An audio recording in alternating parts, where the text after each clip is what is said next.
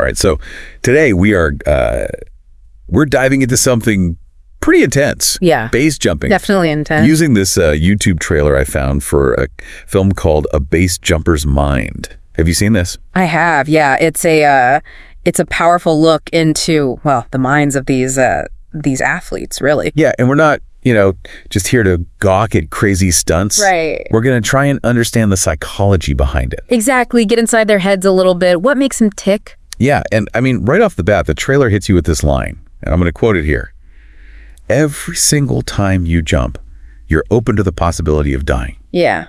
I mean, talk about starting strong. No sugarcoating there. And that's the reality they live with. But it's not about being reckless, right? It's about this hyper-awareness of the risk that, kind of informs every decision they make. So how is that different from, say, skydiving? Because both seem pretty risky to me. Well, with skydiving, you've got altitude, you've got a reserve parachute, more time to react if something goes wrong. Yeah. Base jumping, you're dealing with, buildings, antennas, cliffs, bridges, fixed objects. The margin for error is it's way smaller. Razor thin, as they say. But then they talk about the feeling of flight, the speed. Yeah. They make it sound almost, spiritual. Right. And that's where it gets really interesting because, there's the adrenaline rush, the dopamine, all those chemicals flooding your brain. Sure. But what really seems to hook people is this flow state. Flow state. Yeah, it's this mental state where your skills perfectly match the challenge. You're totally absorbed in the moment. Time gets distorted. And there's this intense focus, a feeling of control, even in the face of, danger. So it's about pushing your limits, but within a framework of control. Yeah, that's the key. And that control comes from years of training, both physical and mental. We're not talking about daredevils just leaping off things randomly. Right. These folks, they meticulously plan every jump. They're visually assessing the site, calculating wind conditions. Sometimes they even back out if something doesn't feel right.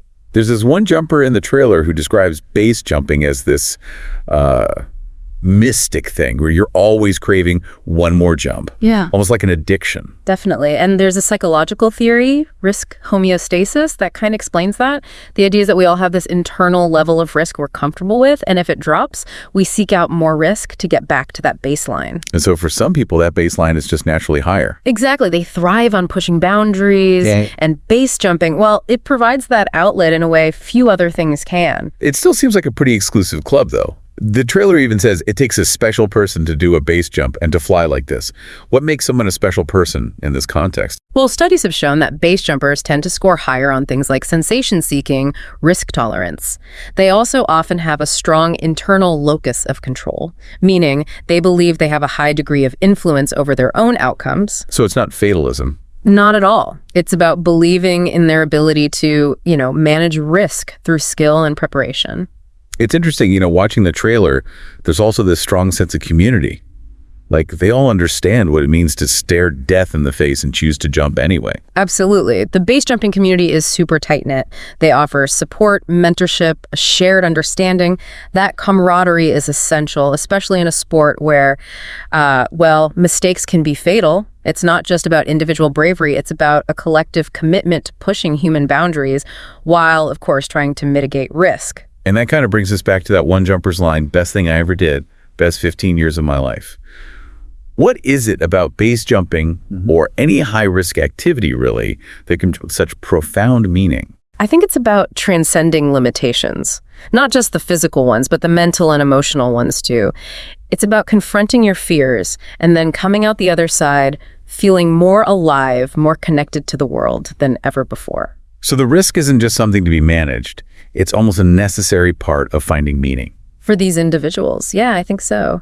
It's a reminder that what most people see as crazy or reckless can actually be a deeply personal and meaningful pursuit. It's interesting. We started trying to understand the psychology of base jumpers, and we kind of ended up talking about what it means to be human, a need to push boundaries, to find connection, to make meaning in a world that often feels, limited. Yeah, and sometimes that means taking a leap of faith, literally and figuratively. Well said. What a deep dive. And it makes you think, if base jumping is all about pushing boundaries, what other boundaries are we as humans capable of pushing? What risks are we willing to take to discover those hidden parts of ourselves? Something to think about. Until next time, keep exploring. Keep exploring.